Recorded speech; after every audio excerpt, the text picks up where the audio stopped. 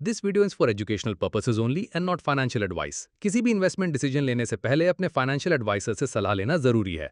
नमस्ते दोस्तों, मैं हूं विक्रम और आप देख रहे हैं मार्केट टॉक्स विद विक्रम, जहां हम मार्केट की बात करते हैं लेकिन हमेशा समझदारी के साथ। दोस्तों, फ्राइडे का मार्केट देख के ना लग रहा था जैसे हवाई उलट गई हो। निफ्टी सीधा रेड जोन में घुस गया, लोगों का मूड पैनिक मोड में और सेंटिमेंट एकदम बेयरिश। ऐसा लग रहा था कि मंडे को और गिरावट का दर देखने को मिलेगा। लेकिन वीकेंड ने पूरा सीन उल्टा कर दिया। ग्लोबल क्यूज ने कहानी ट्विस्ट कर दी और अब मंडे की ओपनिंग पे एक अलग ही ड्रामा बनता दिख रहा है। सोचो, एक तरफ डोमेस्टिक मार्केट वीक क्लोज देता है और दूसरी तरफ यूएस मार्केट्स फुल ऑन धमाका करते हैं। Gift nifty gap up signal दे रहा है, पावल एक डॉविश स्टेटमेंट निकाल देते हैं और ग्लोबल मूड एकदम ब्राइट हो जाता है। अब असली सवाल यह है कि क्या इंडियन मार्केट्स इस हवा को पकड़ पाएंगे या फिर अपने ही डोमेस्टिक कॉशियसनेस के प्रेशर में मोमेंटम खो देंगे। बस यही सस्पेंस आज के वीडियो में तोड़ने वाले हैं। तो कल के प्री मार्केट एनालिसिस के लिए हम बात करेंगे इस वीडियो में कि मंडे के प्री मार्केट सेटअप में क्या क्या फैक्टर्स प्ले करने वाले हैं। सबसे पहले ग्लोबल क्यूज, कैसे यूएस मार्केट्स का बाउंस और पावल के डोविश हिंट इंडियन सेंटीमेंट को पुश कर सकता है। उसके बाद देखेंगे कुछ ग्लोबल और डोमेस्टिक न्यूज पे, फिर एफआईआई डीआईआई की एक्टिविटी और दोस्तों सबसे मेन पार्ट जो आपको मिस नहीं करना चाहिए, निफ्टी और बैंक निफ्टी के क्रूशल सपोर्ट और रेजिस्टेंस जोन्स, क्योंकि असली ट्रेड सेटअप वहीं से निकलेगा। ब्रेकआउट या ब्रेकडाउन का सिग्नल वहीं डिसाइड करेगा। अगर आप स्टॉक मार्केट में नए हैं या अभी भी कंफ्यूज्ड हैं कि शुरुआत कहां से करें, तो मेरी special learn stock market zero to hero series जरूर देखें। लिंक डिस्क्रिप्शन में दिया गया है। बिगिनर्स के लिए ये सीरीज बहुत ही यूजफुल साबित होगी। और अगर आप नए व्यूअर हैं तो चैनल को सब्सक्राइब करना मत भूलना। यहां आपको हर दिन मिलता है प्री मार्केट से लेकर मार्केट क्लोज तक का एक डिटेल्ड एनालिसिस, जो किसी भी ट्रेडर या इन्वेस्टर के लिए वैल्यूएबल हो सकता है। दोस्तों, लास्ट फ्राइडे का मार्केट सीन थोड़ा हेवी था। निफ्टी 50 ने रेड जोन में क्लोज किया और ओवरऑल मूड बिल्कुल बेयरिश था। लोग थोड़ा पैनिक में लगे और कॉशन क्लियरली दिख रहा था। निफ्टी 50 एंड हुआ 24,870.80 पे, यानी गिर गया 212.95 पॉइंट्स। मार्केट में सेलिंग प्रेशर काफी था और जितने भी मेजर सेक्टर्स हैं उनमें नेगेटिविटी डोमिनेट कर रही थी। ट्रेडर्स और इन्वेस्टर्स दोनों थोड़ा हेजिटेंट लग रहे थे। लगता था लोग या तो प्रॉफिट बुक कर रहे थे या फिर अगले मूव का वेट कर रहे थे। दोस्तों, हमारी लास्ट टेक्निकल एनालिसिस ने फिर से कमाल कर दिया। सारे प्रिडिक्टेड लेवल्स और टारगेट्स एग्जैक्टली वही अचीव हुए जो हमने फोरकास्ट किए थे। मतलब जो सपोर्ट और रेजिस्टेंस हमने पहले मेंशन किया था वो बिल्कुल वैसे ही काम किया जैसे सोचा था। ये बेसिकली हमारी कंसिस्टेंसी को दिखाता है कि हम मार्केट में एक्यूरेट प्रिडिक्शंस देने में काफी स्ट्रांग हैं। ट्रेडर्स के लिए ये एक क्लियर सिग्नल है कि एनालिसिस फॉलो करने से काफी बेनिफिट मिल सकता है। ओवरऑल मार्केट में जो भी मूव हुआ वो हमारे फोरकास्ट के बिल्कुल अकॉर्डिंग था और ये दिखाता है कि प्रॉपर एनालिसिस और ऑब्जर्वेशन कितना इंपॉर्टेंट है। तो चलिए शुरू करते हैं मंडे के लिए प्री मार्केट इनसाइट। दोस्तों देखो, गिफ्ट निफ्टी लास्ट क्लोज हुआ 25,000 पे, थोड़ा ऊपर लगभग 0.48% का गेन, यानी 121 पॉइंट्स का जंप। और अगर ग्लोबल मार्केट देखो तो डाउ जोन्स ने भी काफी बूस्ट लिया।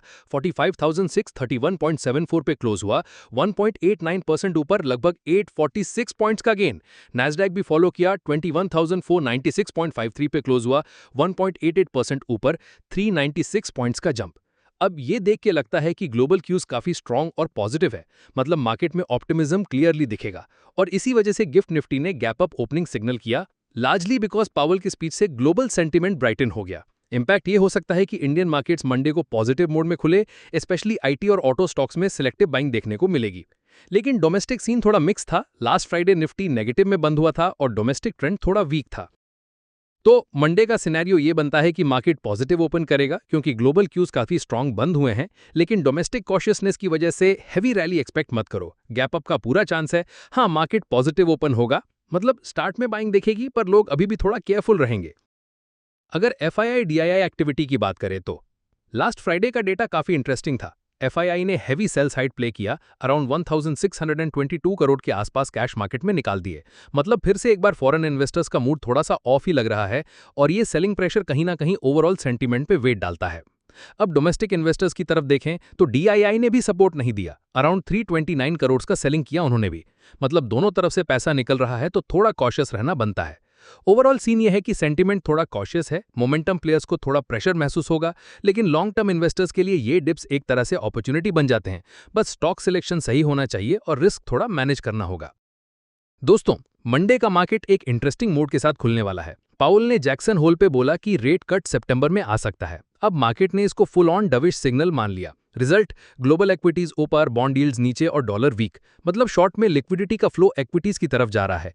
आईटी और ऑटो जैसी सेक्टर्स में सिलेक्टिव बाइंग देखने को मिल सकती है।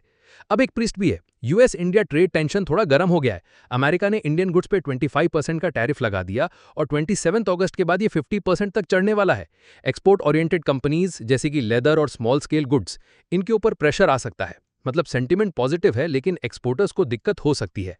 दूसरा एंगल है यूएस स्टैगफ्लेशन का डर। ग्रोथ धीमी है, इन्फ्लेशन चिपक के बैठा है।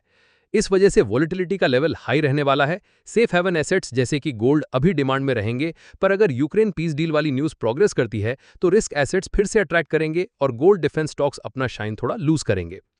इंडिया के डोमेस्टिक फ्रंट पे सेबी एक नया प्रपोजल लेके आया है। ब्लॉक डील का थ्रेशोल्ड 10 करोड़ से 25 करोड़ करने की बात चल रही है। ये चीज़ ट्रांसपेरेंसी को बूस्ट करेगी, लेकिन बड़े इंस्टीट्यूशंस के लिए थोड़ा एग्जीक्यूशन टाइट हो सकता है। और आईपीओ मार्केट फुल ऑन गर्म है। 10 नए आईपीओज आ रहे हैं लगभग 1190 करोड़ रेज करने के लिए। ये एक साइन है कि लिक्विडिटी मार्केट में स्ट्रांग है और रिटेल और एचएनआई दोनों के अंदर कॉन्फिडेंस हाई चल रहा है। शॉर्ट टर्म में स्पेक्युलेटिव मूव्स भी देखने को मिलेंगे। और सबसे इंपॉर्टेंट, निफ्टी फ्यूचर्स ने गैप अप ओपनिंग का सिग्नल दिया है। मतलब फ्राइडे को थोड़ा कॉशियस क्लोज था, लेकिन वीकेंड के बाद सेंटीमेंट ग्लोबल क्यू से ब्राइटन हो गया है। इंडियन मार्केट कल सुबह पॉजिटिव नोट पे खुलने का फुल चांस है। सिलेक्टिव बाइंग आईटी और ऑटो स्टॉक्स में आ सकती है, लेकिन एक्सपोर्टर्स और टैरिफ वाली न्यूज थोड़ा कॉशियस टोन भी बना सकती है। ओवरऑल सीन सिंपल है, ग्लोबल ऑप्टिमिज्म और डोमेस्टिक लिक्विडिटी मार्केट को सपोर्ट कर रहे हैं, पर यूएस इंडिया ट्रेड फाइट और स्टैगफ्लेशन का फैक्टर वोलेटिलिटी ला सकता है। स्टॉक्स पिक करते वक्त थोड़ा सिलेक्टिव रहना होगा। अब निफ्टी 50 और बैंक निफ्टी के इंपॉर्टेंट सपोर्ट और रेजिस्टेंस जोन्स की बात करते हैं। दोस्तों, अगर मंडे के लिए निफ्टी के लेवल्स देखे जाएं तो कहानी सिंपल है, लेकिन ध्यान देने वाली है। सबसे पहले सपोर्ट जोन की बात करें तो इमीडिएट बेस 24,850 पे ही बैठा है। ये एक क्रूशियल लेवल है। यहां से अगर मार्केट संभल गया तो बायर्स का कॉन्फिडेंस वापस आ जाएगा, लेकिन अगर ये लेवल टूट जाता है तो नीचे के साइड अगले स्ट्रॉन्ग सपोर्ट्स खुले मिलते हैं 24,736, फिर 24,660 और आखिरी एक सॉलिड बेस 24,504 के आसपास। मतलब गिरावट इतनी होती है तो बायर्स के लिए एंट्री का जोन बन सकता है। अब रेजिस्टेंस जोन में सीन टाइट है। पहला हर्डल ही 24,960 है और ये ब्रेकआउट पॉइंट है। अगर मार्केट इसके ऊपर क्लोज देता है तो मोमेंटम ट्रिगर हो सकता है। ऊपर के साइड फिर लेवल्स खुले पड़े हैं 24,960, ऊपर के साइड फिर लेवल्स खुले पड़े हैं 25,030, फिर 25,152 और अगर वहां से भी निकल जाता है तो 25,243 तक के टारगेट्स भी खुल जाएंगे। अभी मार्केट का रेंज एकदम क्लियर है। 24,850 से लेकर 24,960 तक का जोन एक नो ट्रेडिंग जोन बन रहा है। मतलब इसके अंदर डायरेक्शन पकड़ना टफ है, पेशेंस रखना ही बेटर ऑप्शन है। अगर मार्केट 24,960 के ऊपर क्लोज देता है तो ऊपर की तरफ हैंड देखने को मिलेगा और फिर लेवल्स 25,030 से लेकर 25,243 तक टेस्ट होते नजर आ सकते हैं। लेकिन हाँ, सिर्फ लेवल क्रॉस करना काफी नहीं होगा, प्रॉपर क्लोज चाहिए, वरना वो एक फॉल्स ब्रेकआउट बन जाएगा और फिर नीचे की तरफ स्लिप करने के चांसेस खुल जाते हैं। पहले 24,900 और फिर 24,860 तक। दूसरी साइड अगर मार्केट 24,850 के नीचे क्लोज देता है तो ब्रेकडाउन कंफर्म होगा और नीचे की तरफ फिर वही सपोर्ट्स टेस्ट होते दिखेंगे 24,736, 24,660 और अगर प्रेशर ज्यादा हुआ तो 24,504 तक भी स्लिप कर सकता है। कभी कभी ऐसा भी होता है कि दिन में नीचे जाता है बट क्लोज फिर से ऊपर देता है। उस केस में रिकवरी पैटर्न बनेगा और छोटी सी रैली वापस ऊपर की तरफ आ सकती है। तो ओवरऑल बात सिंपल है, ब्रेकआउट सिर्फ 24,960 के ऊपर क्लोज पे वैलिड है और ब्रेकडाउन सिर्फ 24,850 के नीचे क्लोज पे कंफर्म है। तब तक बीच के जोन का रिस्पेक्ट करो, बिना क्लियर सिग्नल के ट्रेड लेना रिस्की हो सकता है। अब बात करते हैं बैंक निफ्टी की। दोस्तों, मंडे का सेटअप थोड़ा इंटरेस्टिंग बन रहा है। सपोर्ट जोन में सबसे पहले एक क्रिटिकल बेस है 55,100 पे। अगर मार्केट यहां से संभल गया तो बायर्स का कॉन्फिडेंस वापस आ जाएगा, लेकिन अगर ये लेवल टूट गया तो नीचे 55,000 का साइकोलॉजिकल सपोर्ट है और उसके नीचे स्लिप होता है तो 54,785 और 54,605 तक भी स्लाइड देखने को मिल सकता है। मतलब बायर्स को इसी जोन पे खड़ा रहना होगा, वरना सेंटिमेंट सीधा डाउन साइड खींच लेगा। रेजिस्टेंस जोन में पहला बड़ा हर्डल है 55,365। ये ब्रेकआउट पॉइंट है और अगर मार्केट इसके ऊपर सस्टेन कर गया तो बायर्स की हवा बन जाएगी। उसके बाद के रेजिस्टेंसेस हैं 55,469 और 55,579 के आसपास बैठे हैं और अगर मोमेंटम स्ट्रांग रहा तो रैली खींच के 55,725 तक निकल सकती है। अभी सीन थोड़ा टाइट है क्योंकि इंडेक्स 55,100 और 55,365 के बीच असक गया है। ये एक नो ट्रेडिंग जोन बन गया है। मतलब यहां से क्लियर डायरेक्शन पकड़ना टफ है, पेशेंस रखना बेटर ऑप्शन है।